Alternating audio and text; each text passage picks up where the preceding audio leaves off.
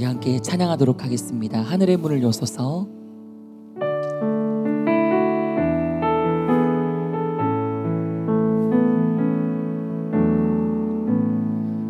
하늘의 문을 여소서. 이곳을 주목하소서. 주를 향한 노래가 꺼지지 않으니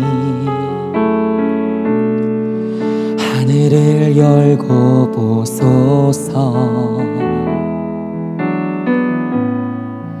이곳에 임재하소서. 주님을 기다립니다. 기도의 향기가 하늘에 닿으니 주여 임재하여 주소서.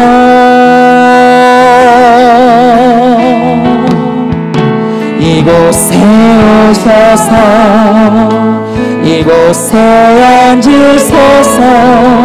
이곳에서 드리는 예배를 받으소서.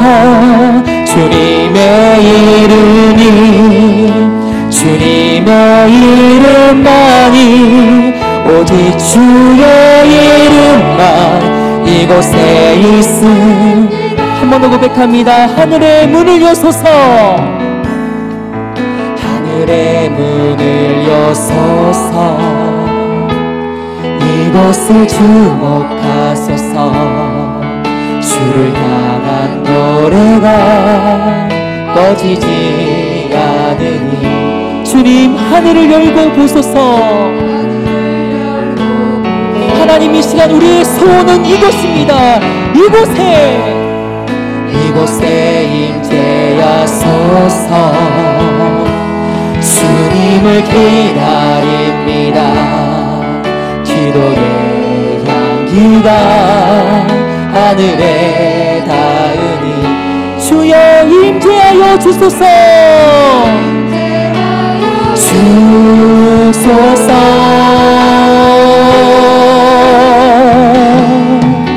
이곳에 오셔서 이곳에 앉으소서.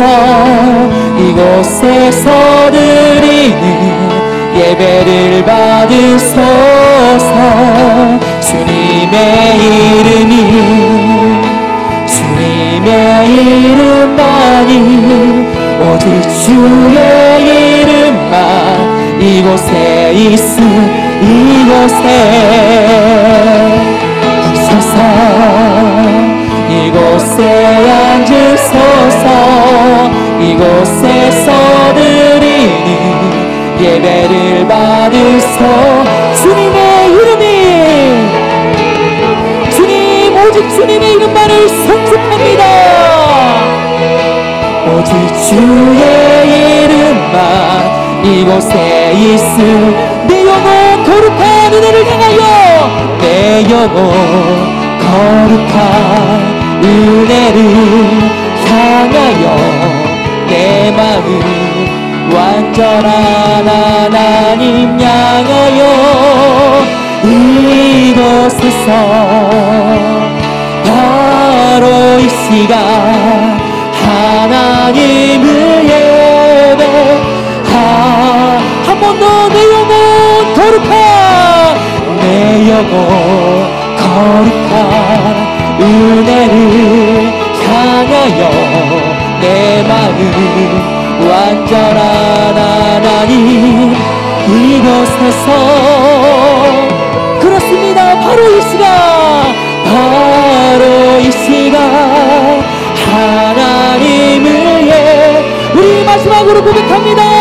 내 영혼 거룩한 내 영혼 거룩한 은혜를 향하여 내 마음 완전한 하나님 향하여 이곳에서 바로 이 시간 하나님을 예배합니다. 일어나서 피난처 되신 예수 찬양합니다.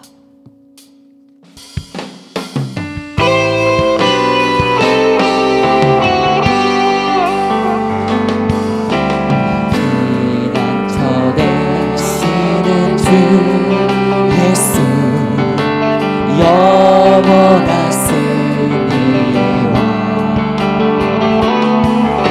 주님의 영구를 구할 때 주의 빛 비추시네.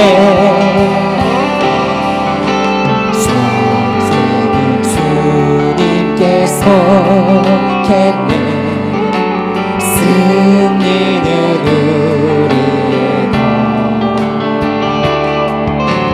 예수의 이름을 높이며 영원히 찬양하리. 주님의 임재에 온 땅은 들리고 우리 기도에 하늘 문 여시네. 온 민족과 열방 주께 경배 영원히 보좌에 계신 왕께 보좌에 계신 왕께. 전능하사 천지를 만드신 하나님 아버지를 내가 믿사오며 그 외아들 우리 주 예수 그리스도를 믿사오니 이는 성령으로 잉태하사 동정녀 말에게 나시고 본디오 빌라도에게 고난을 받으사 십자가에 못 박혀 죽으시고 장사한 지 사흘 만에 죽은 자 가운데서 다시 살아나시며 하늘에 오르사 전능하신 하나님 우편한 자 계시다가 저리로서 산자와 죽은 자를 심판하러 오시리라. 성령을 믿사오며 거룩한 공예와 성도가 서로 교통하는 것과 죄를 사하여 주신 것과 몸이 다시 사는 것과 영원히 사는 것을 믿사옵나이다. 아멘.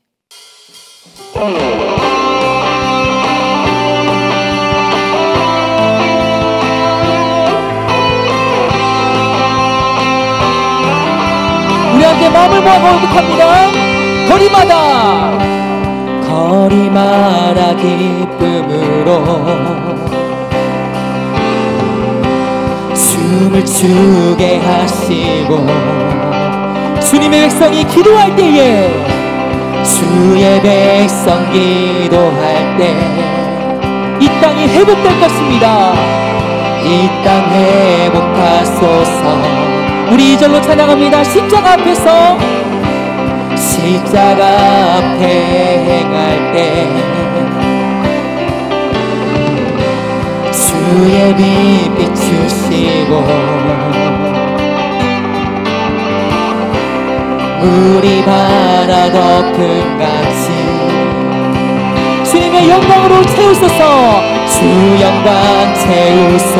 우리 함께 선포하면서 산 위에서 계곡까지 우리 찬양 울리네.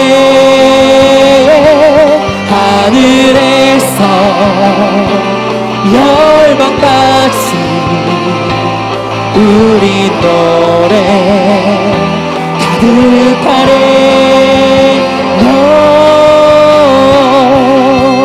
이절로 찬양합니다. 십자가 앞에 행할 때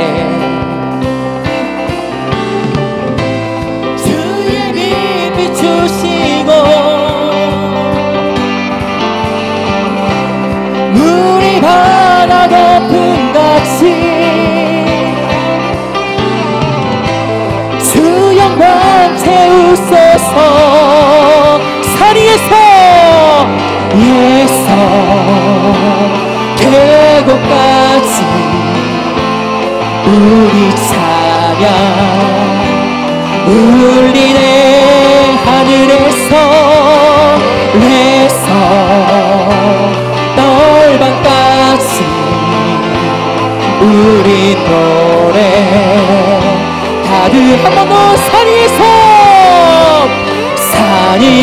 하늘에서 계곡까지 우리 찬양 울리네.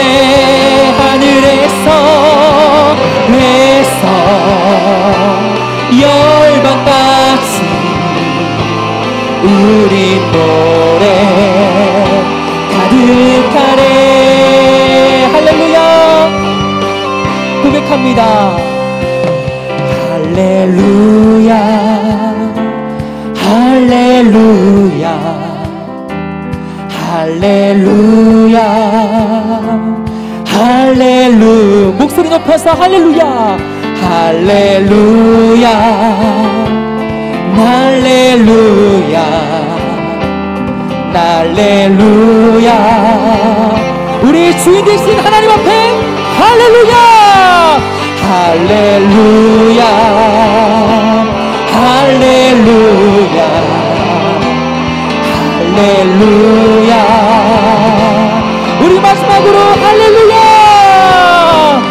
할렐루야 할렐루야 할렐루야 할렐루야.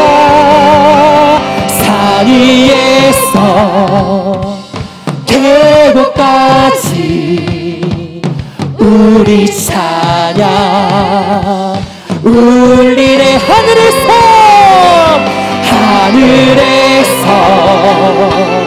열방까지 우리 노래 가득하네. 우리 찬양받기 합당하신 주님 앞에 큰 박수로 영광 돌리겠습니다. 할렐루야.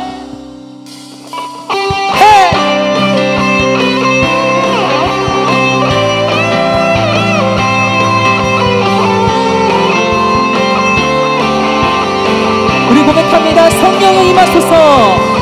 성령이여 임하소서. 내 마른 나의 심령 위에 주님의 은혜에 담비 내려 나를 꽉 잡아 주옵소서. 주의 권세 주의 능력 지금 이 시간 임하셔서 악한 권세 모두 깨뜨리고 주님 나라 임하소서. 영광 할렐루야.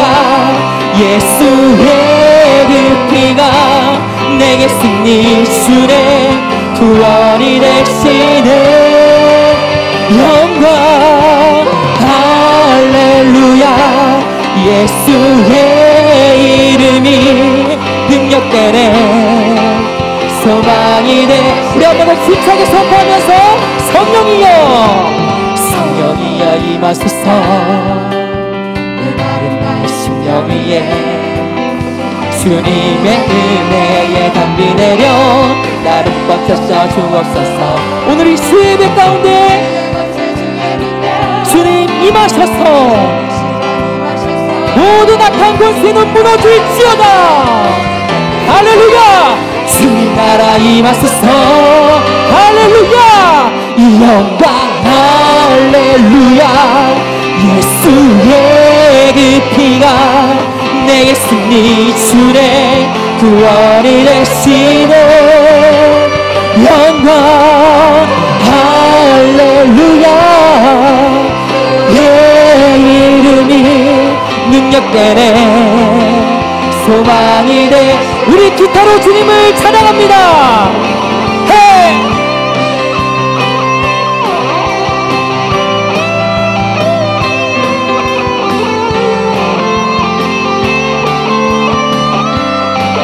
하나님이 시간 우리 한 사람 한 사람 가운데 성령의 은혜로 함께하여 주시옵소서. 성령으로 충만케 하여 주옵소서. 할렐루야. 영광 할렐루야. 예수의 그 피가 내게 승리 주네 구원이 돼. 여러분 믿으십니까? 영광 할렐루야. 예수의 이름이 능력되네 소망이 되시네. 할렐루야.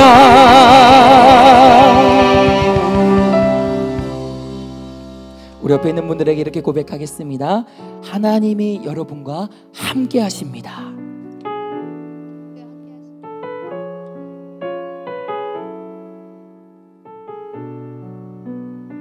아멘. 그 하나님께 우리 목소리 높여 찬양하겠습니다. 주님 그 영광 받으소서. 홀로 찬양 받으소서. 모든 이름 위에 뛰어난 그 이름, 온 땅과 하늘이 다 찬양해. 겸손하게 우리 무릎 꿇고 주 이름 앞에 영광 돌리세. 모두 절하세. 독생자 예수 주님께 찬양 드리리. 모든 영광과 존귀와 능력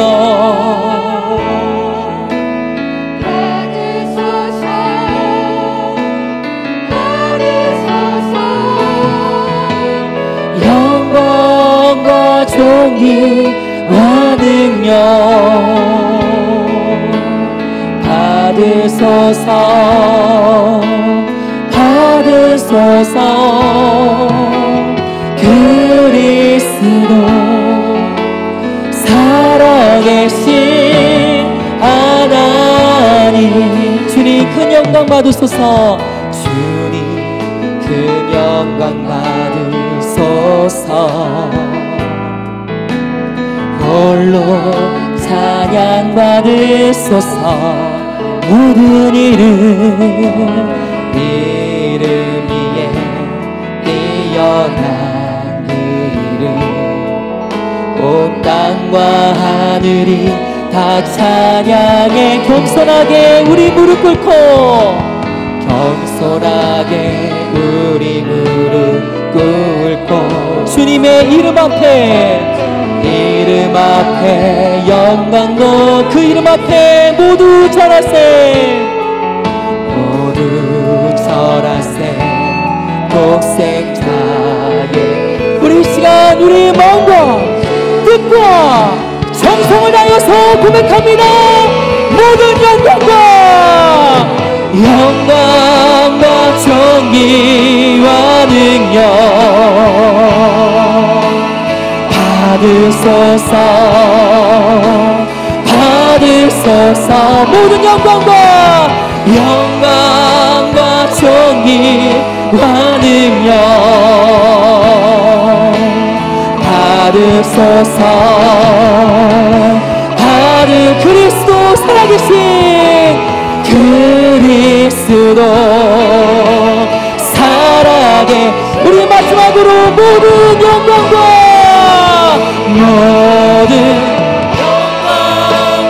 존귀와 능력 받으소서. 모든 영광과 존귀와 능력 받으소서.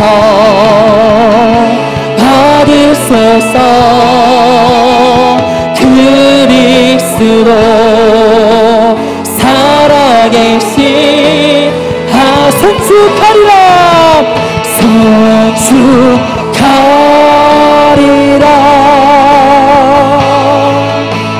화목해 하신 주 나의 모든 죄 깨끗해 하셨네. 송축하리라. 송축하리라.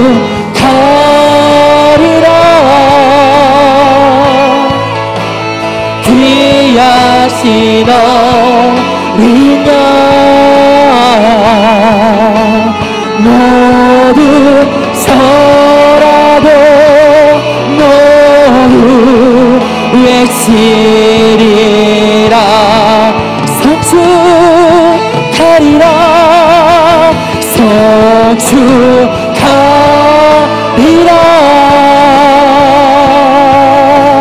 화목해 하신 주 나의 모든 죄 깨끗게 하셨네 우리 주 예수 그리스도를 향하여 성축하리라 가리라 귀하신 어린 양 모두 절하고 모두 외치 우리 마지막으로 오른손 들고 찬양합니다 하나님 성축합니다 성축하리라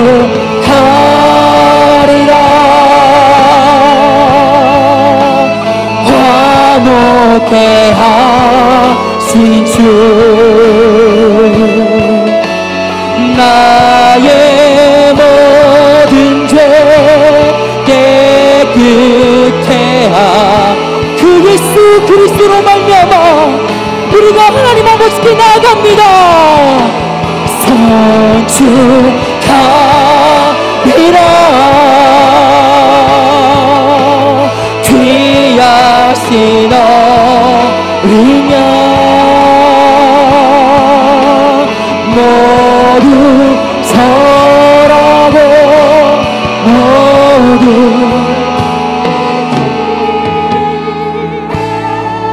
목소리로만 성축하리라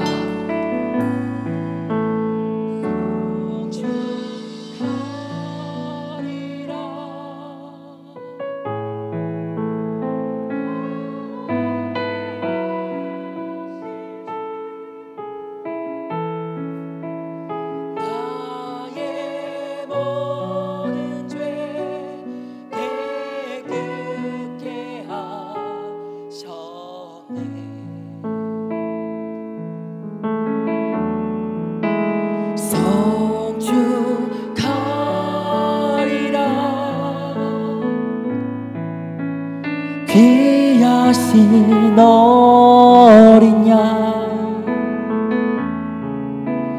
모두 절하고 모두 외치리라 우리 시간 함께 기도하기를 원합니다 나뭇가지가 살기 위해서는 아무리 노력한다고 되는 게 아닙니다 나뭇가지가 살기 위해서는 나무에 붙어 있어야 됩니다 마찬가지로 우리가 살기 위해서는 아무리 노력을 해도 안 됩니다 우리가 살기 위해서는 우리 주 예수 그리스도께 붙어 있어야 됩니다 우리 이 시간 기도할 때에 하나님 내가 주님께 붙어 있기를 원합니다 주님 나를 붙잡아 주시옵소서 주님 나를 싸매어 주시옵소서 주님 나를 통치하여 주시옵소서라고 우리 이 시간 주여 한번 부르시고 함께 기도하겠습니다 주여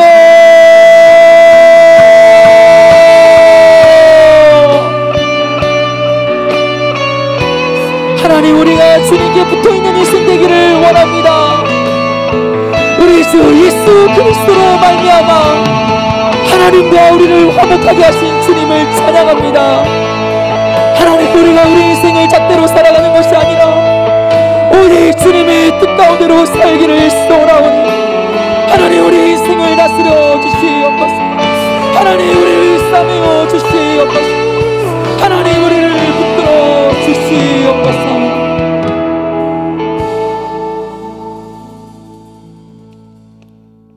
참 좋으신 우리 하나님 아버지 주님을 사랑하는 거룩한 백성들이 수요 예배로 주님 앞에 모였습니다. 우리의 모든 형편을 아시는 주님, 이 예배 시간에 우리에게 임재하셔서 주님의 은혜를 한량없이 부어주시고 또 우리가 마음껏 주님 앞에 나와 찬양과 또 경배와 기도를 올려드리는 시간 되게 인도하여 주시옵소서. 각자의 처소에서 주님 앞에 예배합니다. 주님이 우리의 예배를 주장하시고 풍성한 복받는 은혜 받는 시간 되게 인도하여 주시옵소서. 모든 것을 주님께 의뢰하며 맡겨드리옵고 예수님 이름으로 기도드립니다. 아멘. 예.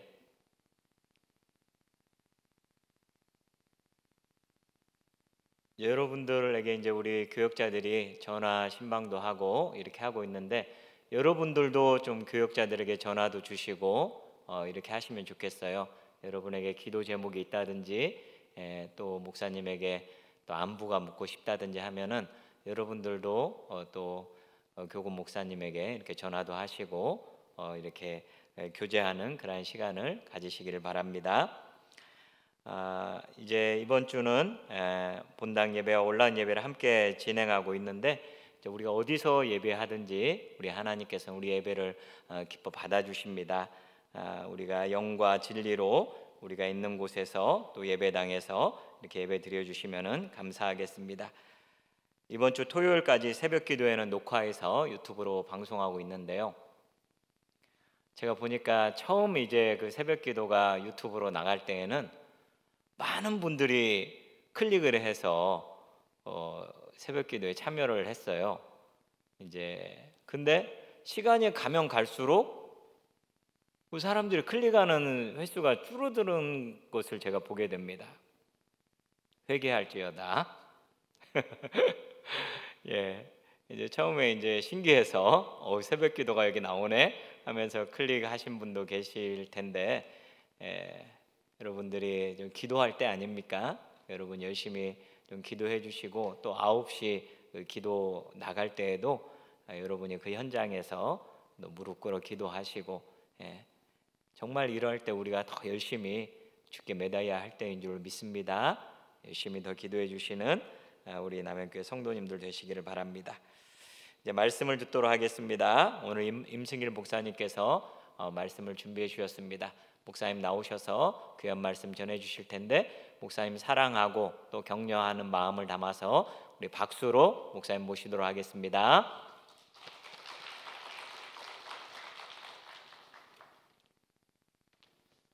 네, 만나서 반갑습니다. 우리 말씀 보도록 하겠습니다. 시편 1편 보도록 하겠습니다. 시편 1편입니다. 제가 가진 성경책 구약성경 804페이지쯤에 있습니다. 다 찾은 줄 알고 우리 시편 1편 1절부터 6절까지 같이 교독하시고 마지막 절만 함께 합독으로 읽도록 하겠습니다. 제가 먼저 1절 읽도록 하겠습니다. 복이 있는 사람은 악인들의 꾀를 따르지 아니하며 죄인들의 길에 서지 아니하며 오만한 자들의 자리에 앉지 아니하고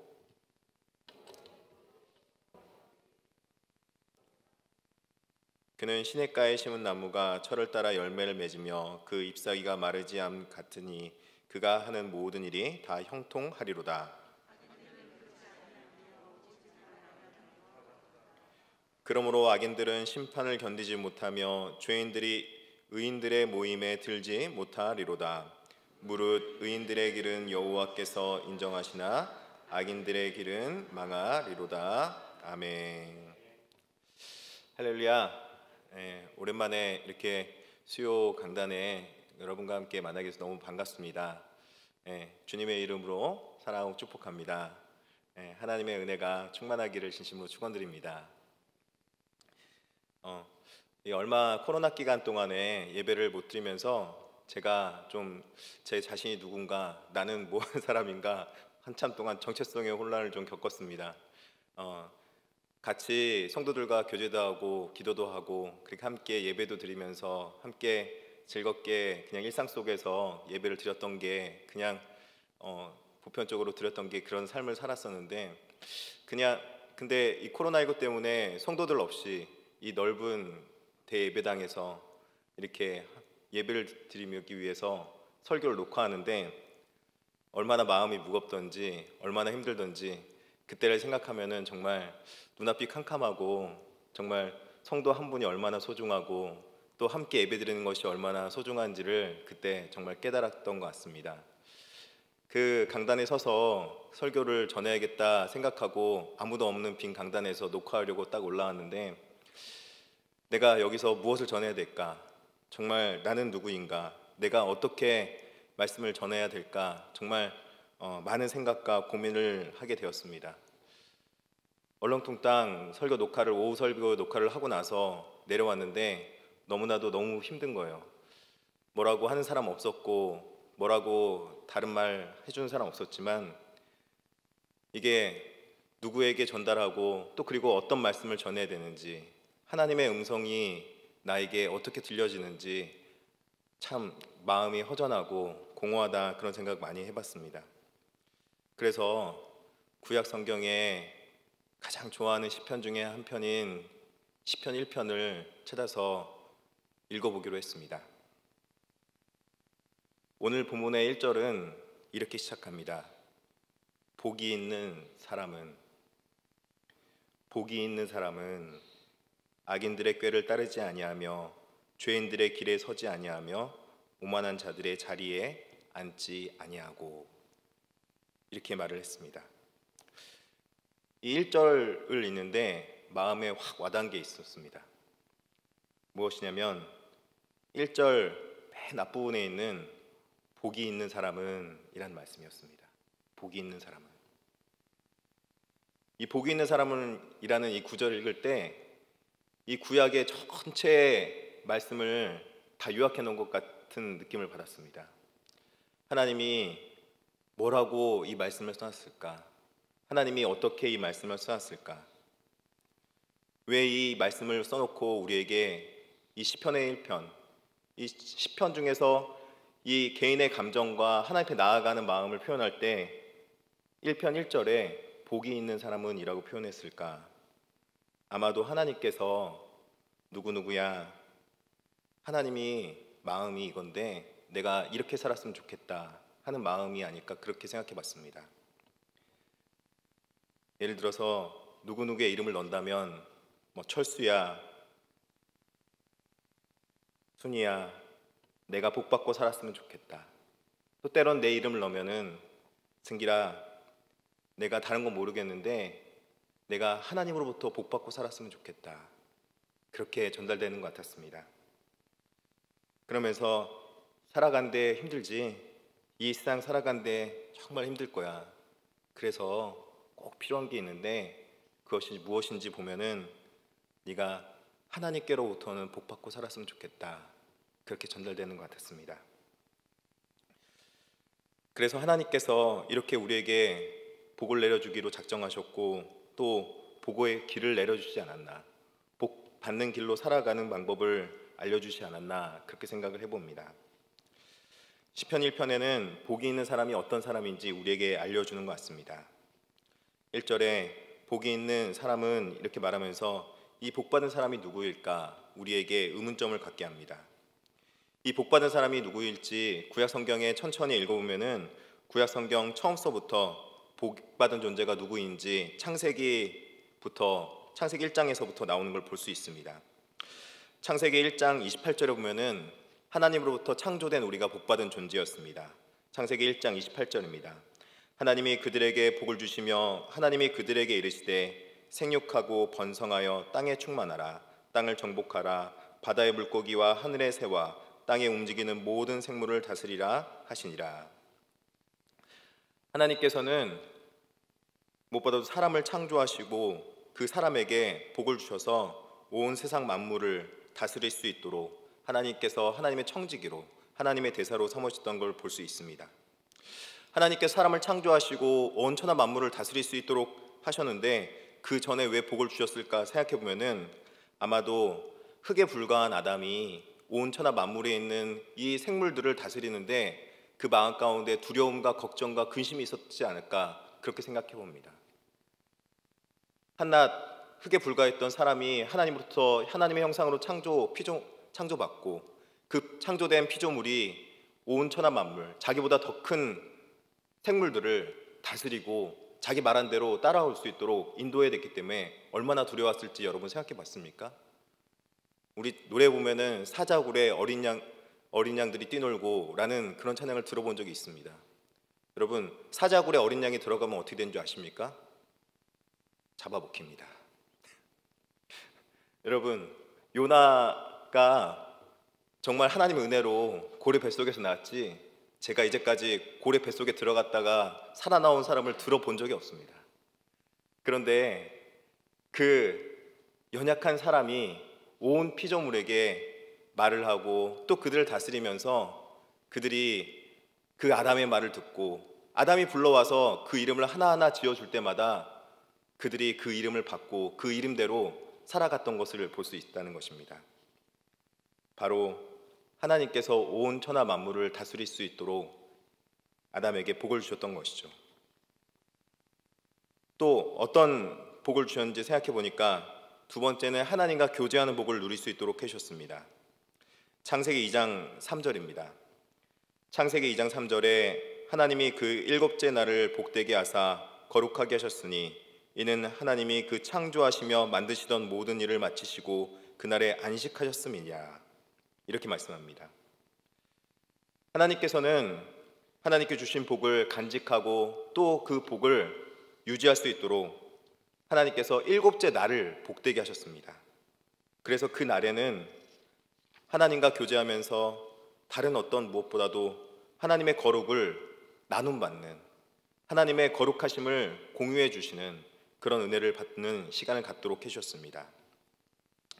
하나님의 거룩하심은 히브리어로 카도시라는 단어인데 이 말은 원래 하나님께만 쓸 수 있는 굉장히 거룩한 단어입니다. 근데 그 거룩한 단어를 우리에게 주시면서 하나님의 거룩함을 우리에게 나눠주셨고 그 거룩함을 통해서 우리가 하나님과 함께 교제할 수 있는, 비록 연약하고 흙에 불과했던 그런 사람들이 하나님으로부터 은혜를 받을 수 있는 그런 시간을 가질 수 있도록 해주셨습니다. 여러분, 하나님을 보면 여러분 어떤 생각이 들 것 같습니까? 죄를 짓지 않은 사람들은, 죄를 지은 사람도 하나님이 두렵겠지만 하나님 앞에 죄 짓지 않았던, 이 당시만 해도 죄 짓지 않았던 아담은 힘이 났을 것입니다. 왜냐하면 저 하나님이 바로 내 하나님이야, 저 능력 있는 하나님이 바로 나의 하나님이야 라는 마음을 가졌을 때 얼마나 힘이 됐을까요? 얼마나 마음이 든든했을까요? 여러분, 아담이 일곱째 날 왜 안식할 수 있었겠습니까? 어떻게 안식할 수 있었겠습니까? 그 하나님이 자신의 하나님이었기 때문에 안식할 수 있었던 것입니다. 하나님이 그에게 안식을 주시고 하나님의 위대하심을 나눠주셨기 때문에 그 위대한 가운데 아담은 하나님과 함께 편하게 쉴 수 있었고 진정한 안식을 누릴 수 있었던 것입니다. 이처럼 하나님과 함께 있을 때 하나님 앞에 많은 복을 받았던 것을 볼 수 있습니다. 그런데 이 복을 아담이 잃어버렸죠. 하나님께서 먹지 말라고 하는 선악과를 따먹고 하나님과 멀어진 사람이 되어버렸습니다. 그때부터 복을 잃어버린 것입니다. 하나님과 멀어지면 멀어질수록 그 복됨이 없어졌고 마음의 불안과 안식이 찾아오지 않게 된 것입니다. 그런데 이때 아담에게 하나님께서 이 피조물에게 두 번째 아담을 허락해 주셨습니다. 바로 예수 그리스도십니다. 예수 그리스도를 통해서 하나님께서는 이 땅에서 힘들어하고 고통당하는 사람들에게 구원받을 수 있는 복을 허락해 주셨습니다. 에베소서 1장 3절에 보면은 구원받은 백성들이 하는 찬송이 나오고 있습니다. 에베소서 1장 3절입니다. 찬송하리로다 하나님 곧 우리 주 예수 그리스도의 아버지께서 그리스도 안에서 하늘에 속한 모든 신령한 복을 우리에게 주시되, 이렇게 말하면서 하나님께서 우리에게 예수 그리스도 안에서 하늘에 속한 신령한 복을 우리에게 주셨다, 그렇게 말씀하고 있습니다. 그리스도 안에서 우리는 구원받음으로 복을 누릴 수 있게 되었고 또 그 복은 구원받은 자로서 하나님과 함께 교제할 수 있는, 다시 하나님 앞에 나아갈 수 있는 그런 복을 누리게 된 것입니다. 하나님과 교제하는 것이 그들에게는 얼마나 큰 복이었는지 하나님 앞에 나와 찬송하고 예배할 수 있는 것, 하나님 앞에 그 큰 복을 누릴 수 있는 것, 정말 너무나도 감격했을 것입니다. 너무나도 감사했을 것입니다. 너무나도 행복했을 것입니다. 그래서 어떤 목회자는, 어떤 신학자는 우리가 살아가는 목적이 무엇이냐고 묻는다면은 나는 이렇게 말하겠다라고 말하면서 자신의 신조의 1번에 이렇게 표현했던 것 같습니다. 하나님을 기뻐하고 영원히 그를 즐거워하는 것이 나의 존재의 목적입니다. 내가 왜 살아가냐고 묻는다면 하나님, 저는 하나님과 교제하기 위해서, 하나님을 예배하기 위해서 살아갑니다. 제가 살아가는 이 땅에 창조된 목적이 있다면 그것은 하나님을 예배하기 위해서 이 땅에 창조되었습니다.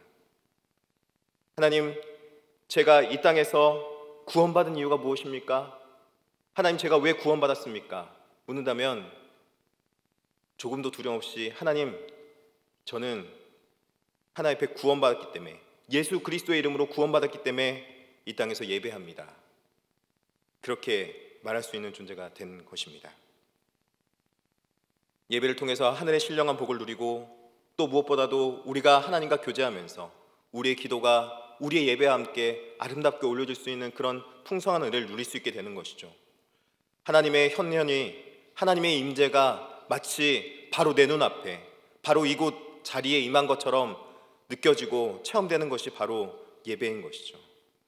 바로 그 하나님이 나의 하나님이라는 고백을 할 수 있는 현장이 바로 예배의 자리인 것이죠. 하나님과 교제하는 신령한 복을 누릴 수 있도록 우리에게 해주신 겁니다. 근데 이것을 한 번 받으면은 우리가 잃어버릴까 봐 매번 반복할 수 있도록 일주일마다 우리에게 허락해 주셨고, 또 그것을 또 잃어버리지 않도록 하나님께서는 또 우리에게 여러 번 또 말씀해 주셨던 걸 볼 수 있습니다. 사실 왜 그런가 보면은 우리는 인격적인 존재이기 때문에 그렇지 않은가 그렇게 생각해 봅니다.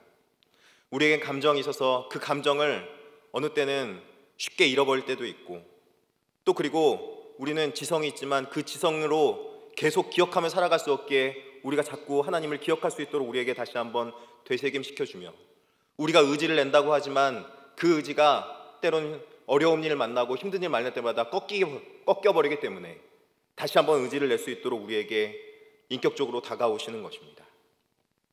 하나님의 인격이 우리에게 나눔받고 교제가 되는 시간이 바로 예배인 것입니다. 그래서 이 예배 시간에 항상 기억해야 될 것은 나에게 복 주시는 분이 누구신가? 나와 함께 하시는 분이 누구신가? 그 하나님이 어떤 하나님인가 항상 되뇌이고 생각해 봐야 될 것입니다. 나를 묵상하거나 나를 바라보면은 정말 부끄럽고 초라할 수밖에 없는 존재였다는 것을 생각합니다. 나에 대한 미래에 대한 걱정을 내가 생각하면은 내가 책임질 수 없다는 것을 다시 한번 깨닫게 됩니다. 그러나 하나님 안에 있다면, 하나님께서 우리를 구원하셨다면, 그 하나님이 나의 하나님이라면 그 하나님으로 인하여서 다시 한번 예배를 드릴 수 있고, 다시 한번 하나님을 찬양할 수 있고, 다시 한번 하나님과 함께 벅찬 감격을 누릴 수 있다. 내가 누구인가?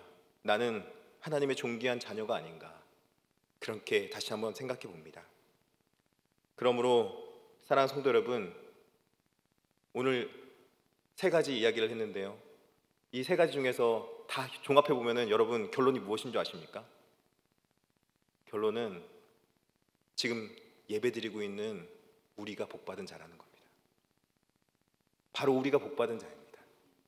지금 이 현장에서 예배드리고도 있고, 또 혹여 어려운 상황 때문에 여러 가지 이유로 영상으로밖에 참여 못하는 그런 가슴 아파하는 우리 성도들이 있다면, 여러분 다시 한번 여러분을 기억하시기 바랍니다.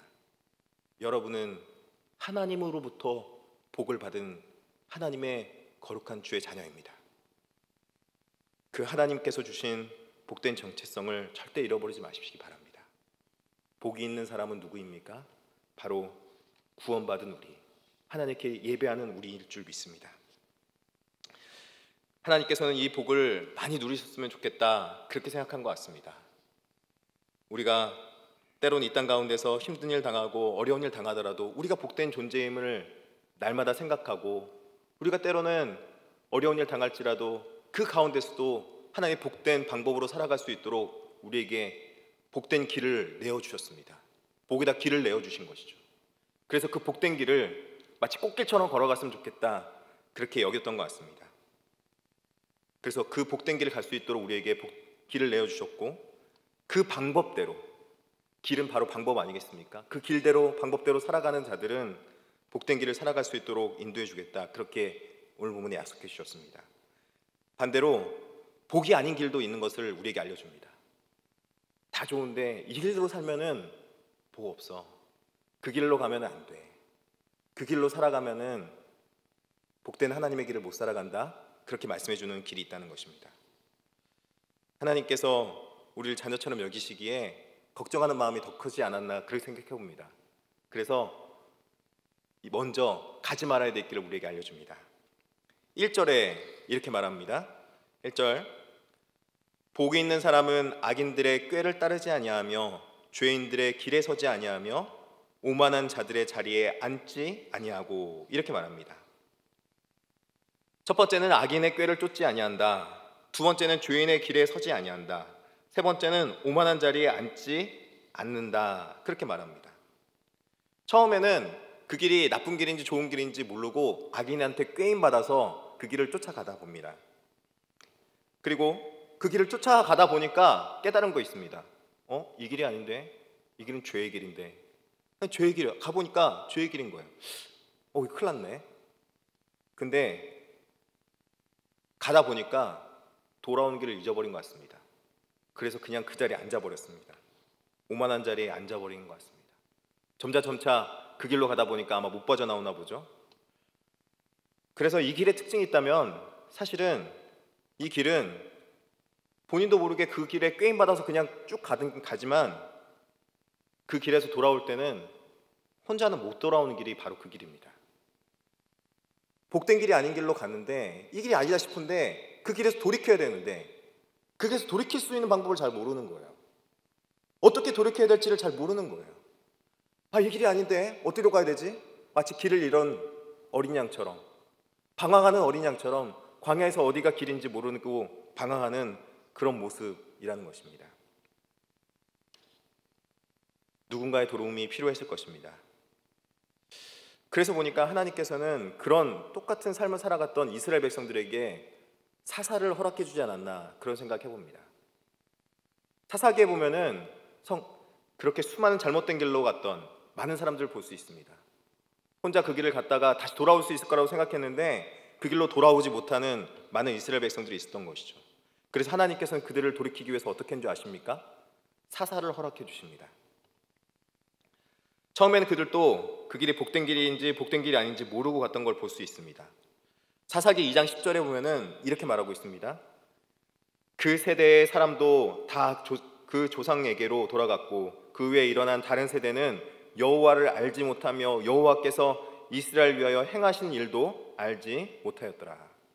처음에 이스라엘 백성들이 왜 방황한 길로 그 길로 갔나 보면은 사실은 그들이 다른 세대가 돼서 여호와를 알지 못하고 여호와께서 그들을 위해서 행하신 일을 알지 못했기 때문에 자신도 모르게 그 길로 그냥 가버린 겁니다.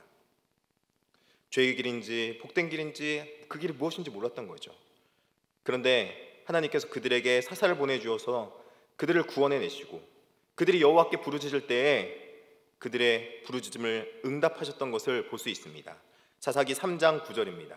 사사기 3장 9절에 이렇게 말씀하고 있습니다. 이스라엘 자손이 여호와께 부르짖음에 여호와께서 이스라엘 자손을 위하여 한 구원자를 세워 그들을 구원하게 하시니 그는 곧 갈렙의 아우 그나스의 아들 온니엘이며, 이렇게 말합니다. 하나님 앞에 부르짖을 때에 하나님께서는 그 부르짖음을 외면하지 않으시고 그들을 위해서 한 구원자를 세웠다, 그렇게 말합니다. 그래서 그 구원자를 통해서 하나님께서는 그들 다시 돌이키시고 그들이 하나님께로 돌아올 수 있는 길을 인도해 줄 수 있도록 사사를 세운 것입니다. 그래 보면은 우리가 우리 힘으로 돌아온 것 같지만, 우리가 우리 힘으로 예배드리는 것 같지만 우리의 예배드림은 우리의 힘은 전혀 아닌 것 같습니다. 우리 스스로 돌아온 것 같지는 않습니다. 우리 마음속에는 자꾸 하나님과 멀어지려고 하는 그런 속성이 있는데, 그런 경향이 있는데, 그런 경향 속에서 하나님께서 우리에게 성령을 허락해 주시고 그 성령 하나님께서 우리의 죄악된 마음들을 자꾸 불태워 주시고 없애 주심으로 말미암아 우리가 하나님께로 돌이킬 수 있는 그런 마음과 생각을 우리에게 불릴 듯 일으켜 세워 주신 것입니다. 그래서 하나님께로 돌아올 수 있도록 우리를 인도해 주신 것이죠. 하나님의 복된 길은 이처럼 하나님께서 내어주신 길로 갈 때 복된 길이 있다는 것을 우리가 알게 됩니다. 두 번째는 우리에게 가야 할 길을 내어주셨습니다. 사실 길을 내어줬다기보다는 복 없는 길로 가지 않도록 우리를 붙잡아 주셨다 하는 표현이 더 맞는 것 같습니다. 왜냐하면 우리는 이미 구원받은 백성이고 또 하나님의 복된 길이 무엇인지 알고 들어온 자들이기 때문에 그렇다는 것입니다. 1장 2절에 보면 이렇게 말하고 있습니다. 1장 2절을 같이 한번 읽어보도록 하겠습니다. 오직 여호와의 율법을 즐거워하여 그의 율법을 주야로 묵상하느도다. 묵상했다, 그렇게 말합니다. 무엇을 묵상했습니까? 율법을 즐거워하면서 묵상했다, 그렇게 말합니다. 율법을 즐거워했다. 율법을 읽을 때 너무나도 즐거웠던 것 같습니다. 너무나도 기뻤던 것 같습니다. 여러분은 마음 성경을 읽으면서 너무나도 기쁘지 않습니까? 너무나도 행복하지 않습니까? 이 성경의 말씀이 너무나도 감격스럽지 않습니까? 왜 그렇습니까? 이 율법은요, 그 안에 강제하는 말도 있고, 그리고 권면하는 말도 있고, 명령하는 말도 있고, 이렇게 행해라는 말도 있지만 왜 그런 말씀을 해줬는지 깨닫고 보면은 그 말씀이 너무나도 좋은 거예요. 우리를 너무나도 사랑하셔서 잘못된 길로 가지 말도록, 우리가 또는 죄 지었거나 또 잘못된 길로 갔을 때 우리 자신을 바라볼 수 있도록 우리를 인도해 주신 것이 바로 율법이라는 것이죠. 이 율법을 통해서 우리는 다시 한번 하나님의 사랑을 깨달아 알게 돼요. 하나님이 나를 이처럼 사랑하시는구나. 하나님이 나를 이토록 사랑하시는구나. 내가 혹여라도 잘못된 길로 가서 구렁텅이에 빠지진 않을까? 혹여 내가 죄를 지어서 하나님과 멀어지진 않을까? 하나님의 은혜를 잃어버리고 이 땅 가운데서 방황하며 살아가진 않을까? 그런 하나님의 마음이 그 말씀 속에 너무나도 듬뿍 담겨있기 때문에 그렇다는 것입니다. 이 율법을 통해서 내가 너 죽이겠다가 아니라 내가 너 살리겠다 하는 음성이 들리기 시작하는 것입니다. 내가 너를 반드시 좋은 길로 이끌겠다, 인도하겠다, 그런 말씀이 들린다는 것입니다. 신명기 6장 1절에 보면은 하나님께서 우리에게 그렇게 복된 율법을 주신 이유를 알 수 있게 됩니다. 6장 1절과 2절입니다. 이는 곧 너희의 하나님 여호와께서 너희에게 가르치라고 명하신 명령과 규례와 법도라. 너희가 건너가서 차지할 땅에서 행할 것이니 곧 너와 내 아들과 내 자손들이 평생에 내 하나님 여호와를 경외하며 내가 너에게 명한 그 모든 규례와 명령을 지키게 하기 위한 것이며 또 나를 장구하게 하기 위한 것이라. 이렇게 말합니다. 하나님께서 우리에게 왜 율법을 주셨는가? 그것은 나에게 나의 사랑의 말씀을 주시고 내가 하나님의 말씀대로 살아서 무엇보다도 내 자손들에게 그리고 내 자녀들에게 평생에 내가 하나님 여호와를 경외하며 살아가는 것을 알아갈 수 있도록 가르치기 위해서, 바로 나뿐만 아니라 내 이웃에게, 내 자녀, 무엇보다 제일 가까운 내 이웃인 내 자녀에게 이 말씀을 가르침으로 다른 길로 가지 않고 하나의 복된 길로 갈 수 있도록 하기 위해서, 그리고 내 하나님 여호와를 경외하며 하나님의 땅에, 하나님의 거한 곳에 영원히 살 수 있도록 장구하기 위해서 그렇게 하나님께서 우리에게 율법을 허락해 주신 것입니다. 이 율법을 통해서 우리는 죄를 깨닫게 되고 하나님께로 돌아올 수 있는 길을 알게 된다는 것입니다. 그러나 그 율법으로도 사랑을 잘 느끼지 못하고 깨닫지 못하는 자들이 많이 있었던 것 같습니다. 그래서 이 율법이 아닌 율법보다 더 좋은 것을 우리에게 허락해 준 걸 볼 수 있습니다. 갈라디아 3장 13절에 보면은 이렇게 말하고 있습니다. 그리스도께서 우리를 위하여 저주를 받은 바 되사 율법의 저주에서 우리를 속량하셨으니 기록된 바 나무에 달린 자마다 저주의 아래에 있는 자라 하였습니다. 그리스도께서 우리를 저주받은 바 되사 율법의 저주에서 우리를 속량하셨다, 그렇게 말하고 있습니다. 율법을 통해서 지키지 않은 자들이 많이 있었는데 그 율법에 지키지 않은 그 저주 가운데서 우리를 대신 값을 치러줌으로 우리는 잘못된 길로 가면은 이렇게 된다 하는 것을 직접 예수 그리스도를 통해서 알게 되고 보고 깨닫게 되므로 그 길로 가지 않을 수 있도록 우리에게 알려주신 것입니다. 우리가 그 길로 가지 않을 수 있도록 예수님께서 이미 그곳에 가셔서 직접 그 길로 가면은 안 되는 모습을 우리에게 보여주신 것입니다. 그렇다면 예수님께서 죄를 지어서 그 길로 가신 겁니까? 그렇지 않습니다. 죄를 짓지도 않았는데도 죄 지으면 이렇게 된다 하는 것들을 직접 보여주신 것입니다. 죄 없으신 분이 그렇게 죄의 값을 우리를 대신해서 치러주신 것이죠. 율법의 목적인 사랑을 완벽하게 보여준 것이죠.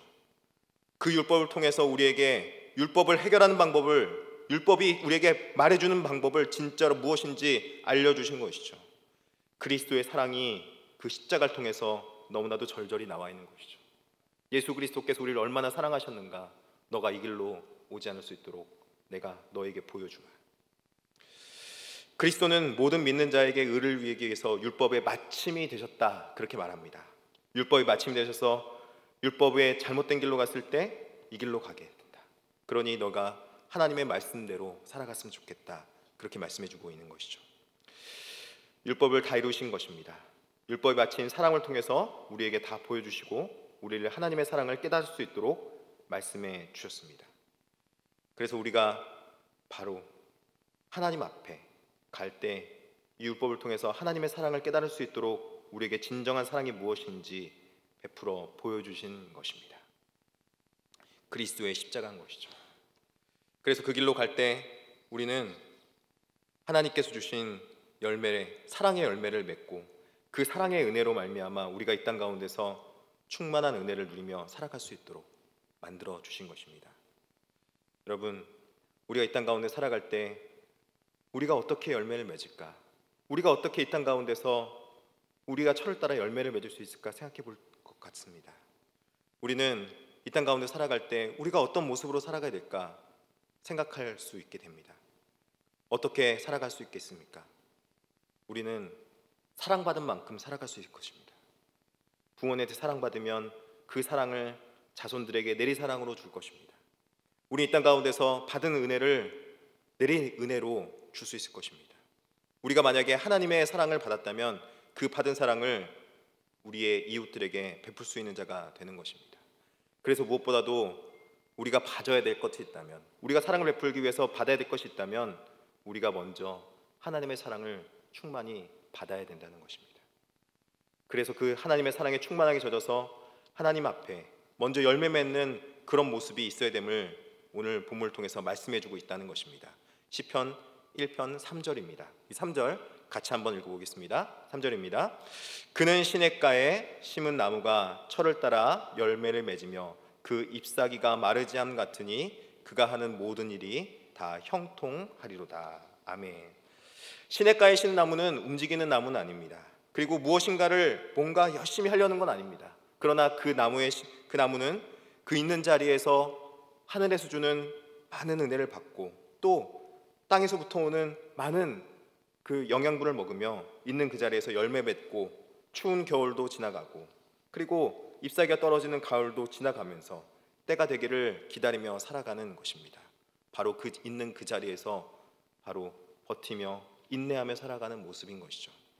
그 인내하는 삶 속에서 바로 그 하나님의 구원이 철을 따라 열매를 맺게 하고 그 구원을 통해서 하나님의 사랑을 깨달아 알고 그 하나님의 사랑 가운데 살아갈 수 있는 존재가 될 수 있도록 해주신다는 것입니다. 그러고 보면은 이 인내는 우리에게 너무나도 많은 것을 알게 해주고 많은 열매를 맺게 하는 것 같습니다. 인내를 통해서 믿음이 무엇인지 우리에게 진정으로 깨닫게 해준다는 것입니다. 우리가 하나님 앞에